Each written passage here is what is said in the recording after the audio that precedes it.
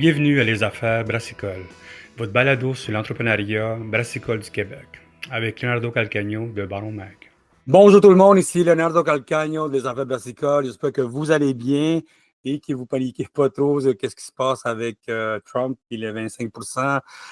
Comme vous savez, plein de choses qui arrivent. Baron Mag a mis en place une section en ligne pour faire le suivi de ça.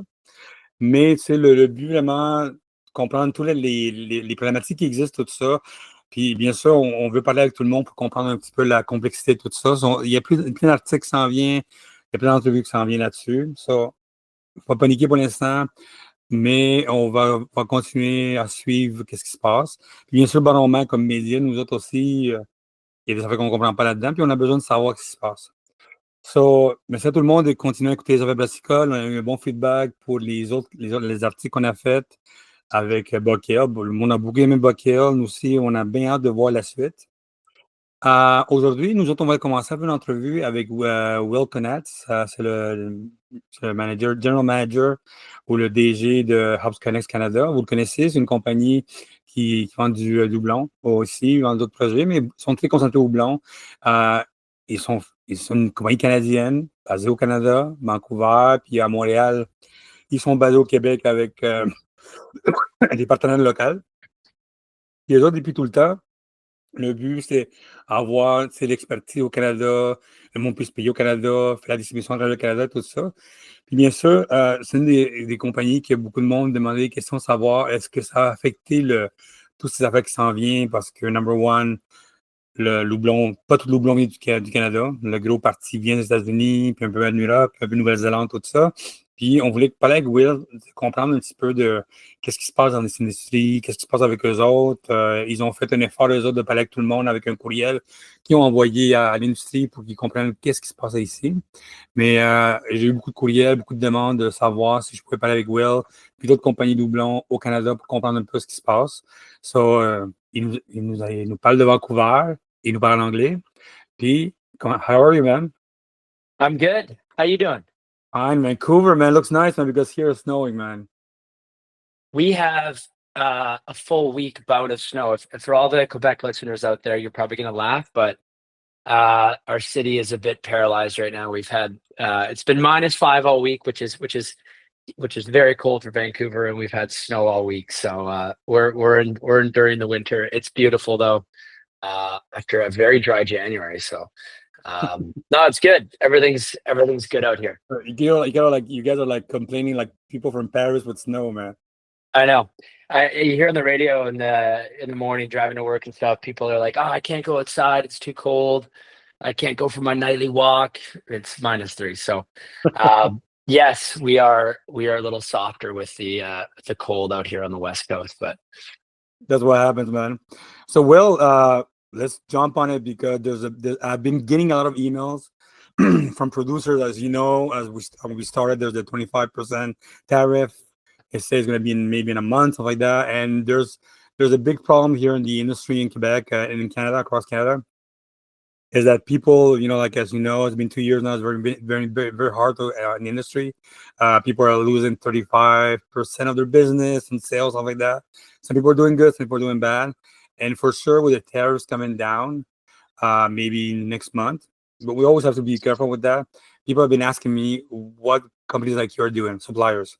So the idea of this is to do a couple of interviews with suppliers, understand what's happening, how they can talk with you guys, how they can maybe plan for the future, because as you know, what business hate the most is not knowing what's happening. That's one of the big things.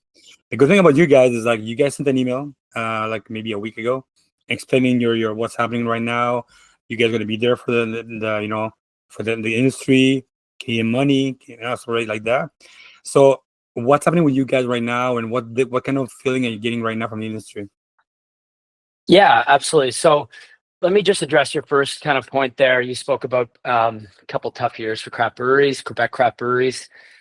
Some breweries you mentioned losing 35% of their business and everything.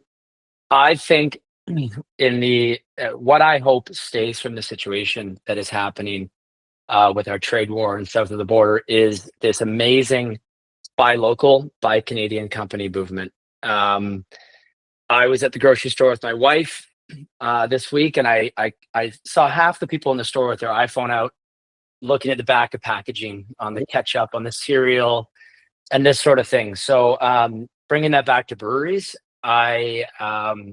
this movement of, alcohol has been such a flashpoint too in this whole conversation. Government's talking about taking American booze off the shelf. What an amazing opportunity, and I just hope that our country as a whole gets behind all these local craft breweries and buys Canadian beer, and not Canadian produced beer, because there's a lot of macro lagers that are produced in Canada. They're not owned in Canada, but Canadian produced and Canadian owned beer. So that's kind of my point about what we hope for, and what we hope for our customers, and what we hope your consumers do. From a hops perspective, this has been something we've been keeping a very close eye on kind of since November.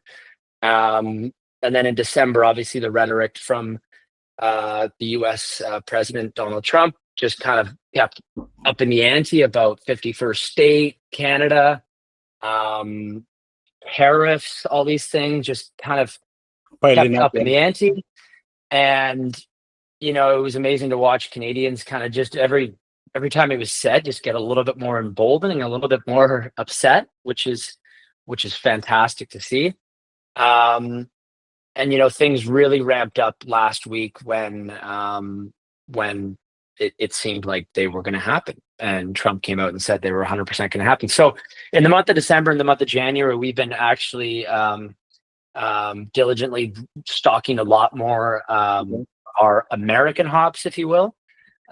We do sell a significant amount of our product from American farms. We also sell large amounts of hops from Canada, from Australia, from New Zealand, from Europe. So we're really like a global hop supplier with over 85 varieties from, I think it's over 10 countries now, on 3 continents. So yes, American hops are very popular, and this has been something we've been keeping a close eye on. So for the last couple of months, as this rhetoric is kind of scaled up in December and January, we've been diligent of stocking and just making sure that we have a lot more product of the fresh crop in our warehouses. We have a warehouse in Montreal, one just west of Toronto, and then one in Vancouver. So we've been placing inventory throughout those.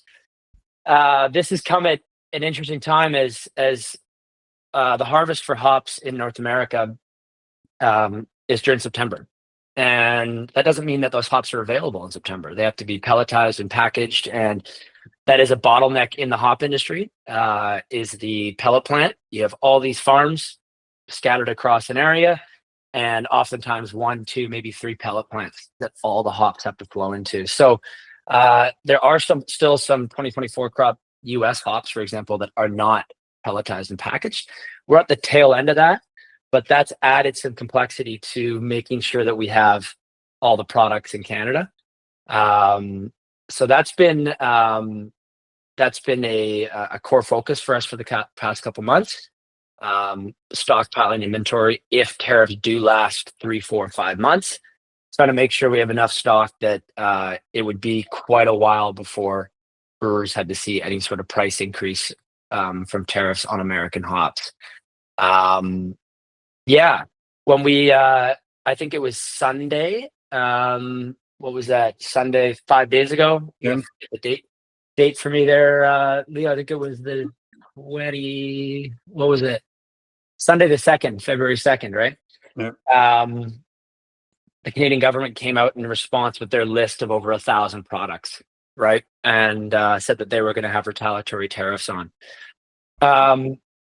This was a little bit of a surprise, as for like the month of January, the whole talk was Florida orange juice, Kentucky bourbon, US steel, these sort of things, like these sort of big industries that are particularly in red states.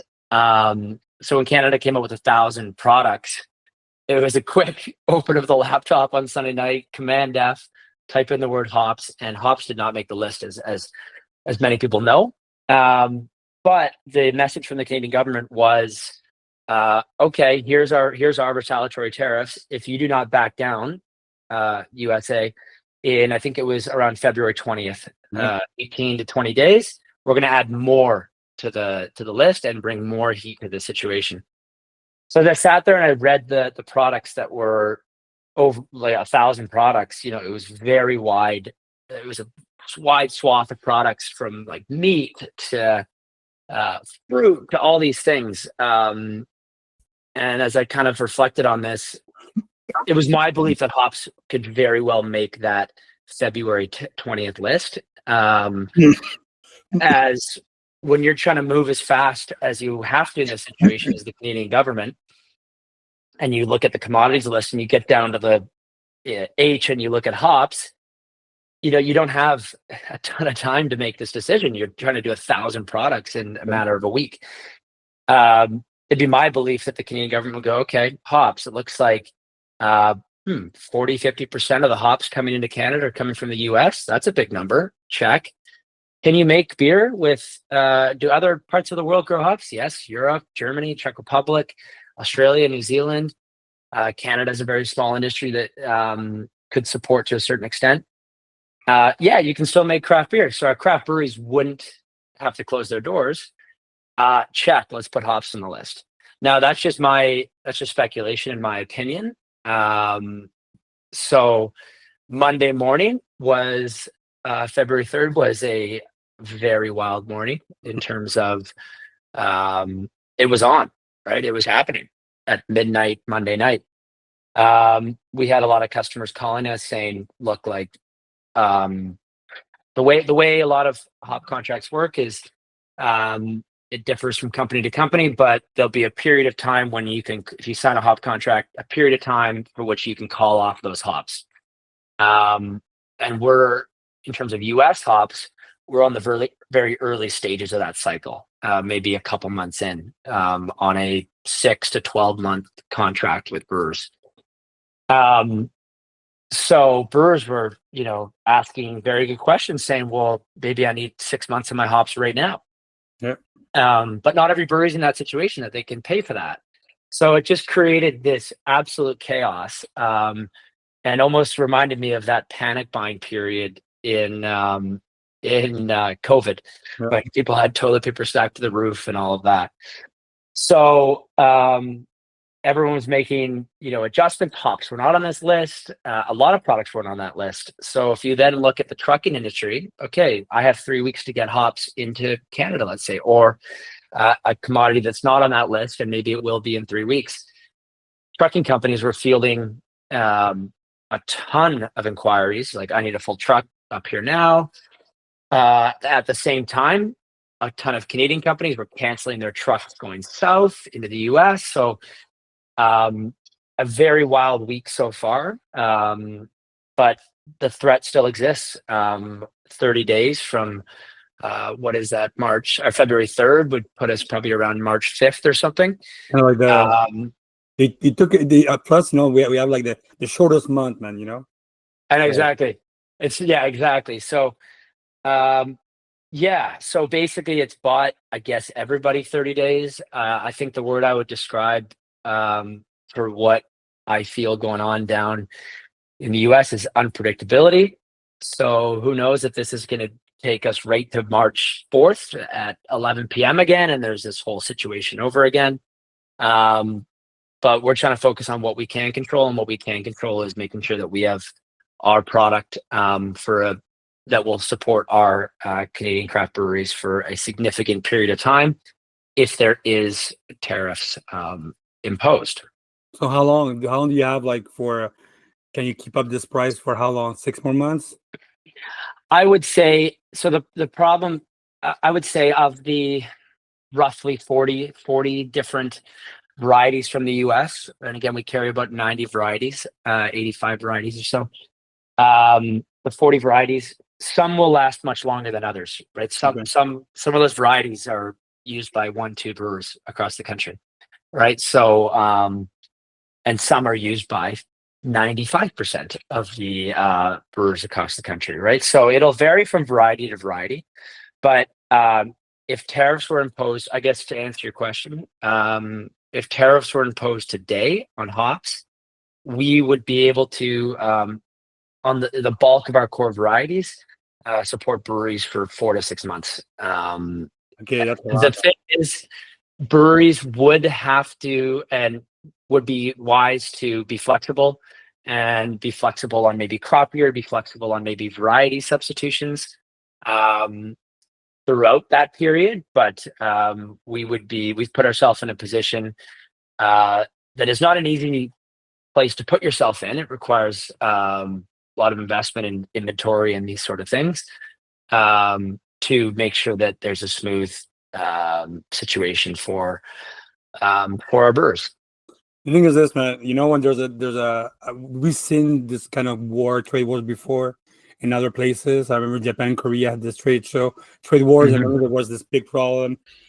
A lot of Asia has a big problem. And you know, like the price of rice, the price of coffee in Vietnam went up very fast, and now we're getting this right now. So there's a lot of things going on right now, and sometimes it affects the whole system for a long time. Right now, for sure, we don't know what's happening, what's going to happen. And that's what it is, you know. But I think is this: what kind of strategy you will give to people right now? Say, look, we don't know what's happening. Maybe it's going to happen.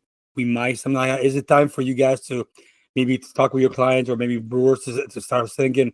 Maybe check out, you know, is it worth to do all that kind of beer right now? All those hectoliters? Do you change, you know, you might start changing, you know, working on your Excel sheet and say, look, you don't sell like that much beer of this X beer. Maybe it's wise to do something else. What kind of strategy you will tell people right now? Because I know there's a way to make money. You have to produce volume to make that kind of money, to make sure the pricing goes up. Well, have a good pricing. But for people that you can see the market right now, you know, it's like, I know in different market and trade wars, there's always stuff like to do. So what kind of strategy will give brewers right now to make sure that, let's say it goes after 6-8 months, but at the same time, it's a wake-up call to start thinking about our industry here all at the same time, you know? Yeah. I think there's only so much you can do. But my advice would be communicate with your hop supplier, communicate with your, I don't think malt will be very affected since we produce so much here in Canada. You know, communicate with your can supplier. In terms of a hops perspective, communicate with us. A lot of brewers right now obviously have their production schedule locked in for the next, you know, 6 whatever months. Share that with us. If we are your hop supplier, share that your needs for 6 months. It's not a binding agreement. You can just share with us and go, hey, this is what I need for 6 months. Do you have enough stock to support me for 6 months? And it's going to be a block by block approach. We need to take this approach with every single customer. You know, you might have for the next 6 months, you produce a lot of one IPA, or you're producing a lot of your stout or something. We don't necessarily know that, right? We know your hop contract and we know the varieties in your hop contract for the year, but communicate with us of what varieties you need in heavy doses for the next 6 months. And we have the opportunity to make sure that that you're taken care of in that sense. If the trade war in your latter part of the question gets really ugly and tariffs are put on for many, many months, the fact of the matter is there's also another issue here with the US dollar where it is. So regardless of tariffs, products from America are going to start becoming unaffordable in the sense of how high the US dollar is. It's come down a little bit in the past couple of days, but if you went down to the States right now and put your credit card into a credit card machine, it would hit your credit card at $1.45 probably. It's like you're going to Europe now, right? So there's that situation as well. If you add 25% tariffs on top of that, products out of the States start becoming quite unaffordable. There are great hops and varieties from the US, but we also have 60% of our varieties from outside the US, including Canadian hops. We have a whole suite of about 25, 27 European varieties. Obviously, the European varieties are a bit different than American varieties. You're going to get more lagers and such out of the European varieties. But we have a whole suite of IPA producing varieties, if you will, from Australia, for example, right? That will most likely 100% be tariff-free coming into Canada, as we need all of our partners around the world, especially a Commonwealth country like Australia. So I think communication is absolutely key, and communication quickly. We do have customers out there, as I stated earlier, that are saying, right when these tariffs on the Monday were looking like they were going to fall into place by midnight, we had some well-capitalized breweries saying, okay, well, send me 9 months of my inventory. Okay, whoa. Not everyone can do that. That's unrealistic. But if you can just communicate to us to a certain extent of what you need, that's amazing. We'll take actions and have the stock for here ready for you when you need it. The second thing I would recommend is it would be flexibility, in terms of there might be a situation where it's just unaffordable to use that hop if with the high US dollar and tariffs in 6 months, let's say. So flexibility around our portfolio. Using an Australian hop, use a Canadian hop, use a European hop, use a New Zealand hop, kind of thing. And we have very high-end brewers from very big brewing companies and QC backgrounds and stuff that can help flavor match and help do a bunch of things to make sure your beer is still high quality and tastes amazing. And you can do something like that. You can help out if they need to do stuff like that. Absolutely. Yeah, we can absolutely help out and offer a whole suite of substitutions, or get you to where if you had a certain hop you're using and now it's become unaffordable, we have many different ways to help the brewer at least get close to that aroma profile that they're looking for. Look, last week I was driving around in Quebec to talk to a couple of brewers like that, won't tell the names, and they had the schedule a week before they had the schedule. When I got there, they asked me, "What can we change the schedule of beer?" That's what they told me. Like they really had schedule for 6 months, and when I get there, they told me, "Do you think we should move this, take out this?" And I was like, "Okay, you guys relax, man.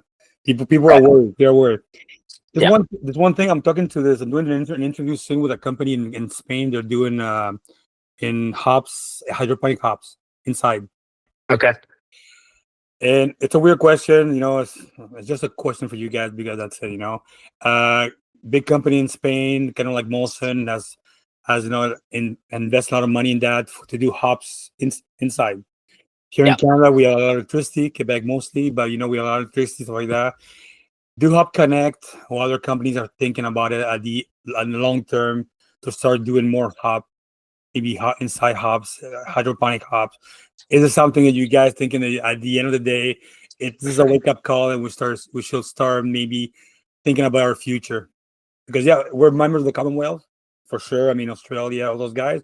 At the same time, those guys, New Zealand is getting a lot of good credit for their hops. A lot of people are buying their hops right now. So right now, in the long term, do you think that it's something that Hops Connect maybe should maybe try to invest something like that, push some project that maybe more and more Canadians have hops that come here? Yeah, absolutely. I've in terms of indoor hops, I know that there was some action going on in Colorado. I think maybe 5 or 6 years ago. Maybe Boulder University, I think might have been. I'm probably incorrect there, but there was a university involved in Colorado was doing that, and I have heard of the situation in Spain. I'm not by no means an expert on what's going on there. It's still a very small situation and exploratory program. From what I understand about it, hops, like a lot of agricultural products, need an absolutely vast amount of acres. If you look at the US, there's 45,000 acres right now in the US. So to build, and maybe the idea is you can get more crops, more harvests in 1 year than just one outdoors. But I think the sheer investment in terms of having that many greenhouses is a bit of a blocker in terms of just how capitally intensive it would be. Mm-hmm. In terms of investing in Canada and having Canadian hop farms, so we were at the forefront of this many years ago in 13, 14, our company developed the first ever proprietary patented hop in Canada, up in Pemberton, British Columbia, not far from where I am right now, just north of Whistler. If you don't know where Pemberton is, and this was a multi-year, 3-4 year process with the Canadian Food Inspection Agency, and we produced Sasquatch, and Sasquatch has been grown on 3 different farms across Canada, and originally in Pemberton, and then it moved down to a full production farm in the Fraser Valley, just outside of Vancouver, where there traditionally has been a lot of hops. The Yakima Valley was, the original Yakima Valley, if you will, was up in the Fraser Valley. And then some smart moves by the U.S. government gave some rebates to hop farmers, and a lot of them moved down to Yakima, where it's a lot more arid growing climate. So there is a rich history of growing hops in Canada. The industry went through some real wobbles in the Fraser Valley, kind of pre-COVID, 2018-19.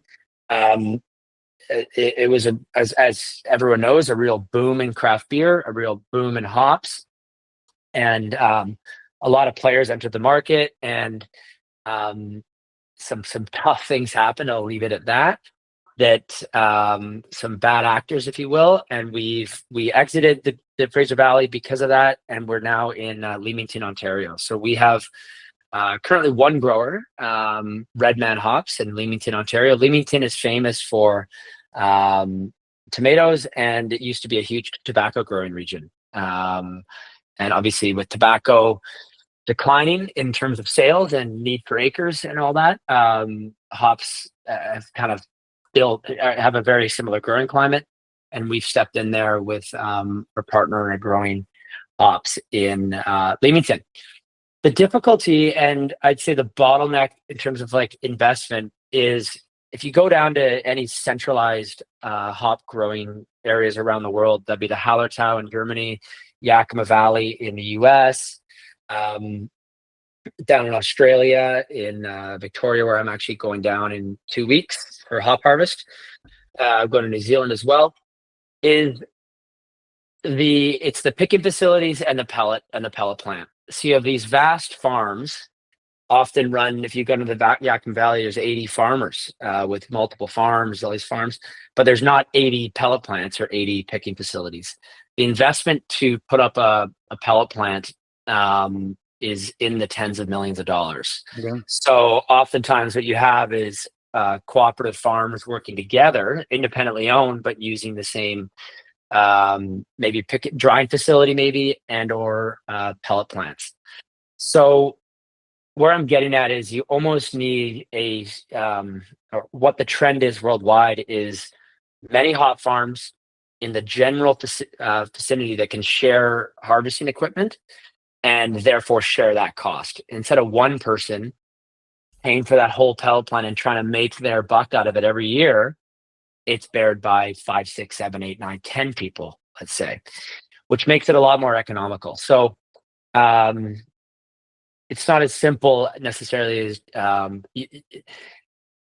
even though the wealthiest hop farmers, still take this approach. So I guess that would be my answer. We are committed to Canadian hop farmers. We've worked with them every year of our company's history, and last year we donated a significant amount of money to the Canada Beer Cup and sponsored it, and we're the live stream sponsor, and we featured a Sasquatch Canadian hop category as the featured kind of competition category, and donated all the hops for the collab and the live stream and everything. So we are keen on the Canadian hop industry, and we hope that it continues to grow, and we'll be right there with it when it does.